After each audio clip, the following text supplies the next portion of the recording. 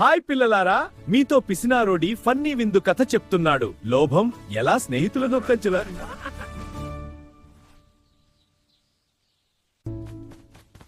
పిసినారోడా, నువ్వు ఎప్పుడు మా ఇంటికి వచ్చి విందు తినేస్తావు. అవునురా, మీరు చాలా బాగా తినిపిస్తారు. ఇప్పుడు నువ్వు మాకు విందు ఇవ్వు.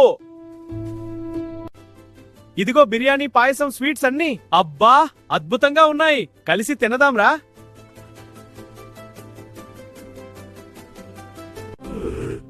అరే, నువ్వు అంతా తినేశావు, మాకేమీ లేదు. నేను మిమ్మల్ని పిలిచాను కదా, మీరు తెచ్చుకున్నారు. ఇదేమిటి, లోభం చాలా ఎక్కువ. లోభం చేస్తే స్నేహితులు దూరం అవుతారు. అయ్యో నా తప్పే, ఇకనైనా మారు. అయ్యో నా తప్పే, ఇకనైనా మారుతాను. నా పిసినారితనం వల్ల స్నేహితులు పోయారు. మళ్ళీ పిలిచి నేనే ఫుడ్ తెచ్చి ఇస్తా. అతను మారాలని అనుకున్నాడు. రామయ్య, లక్ష్మయ్య, తిరిగి రండి.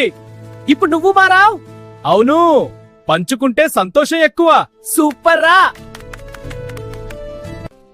ఇలాంటి విందు ఎప్పుడూ మర్చిపోలేం. లోభం వదిలేశా, ఇక ముందు ఎప్పుడూ పంచుకుందాం.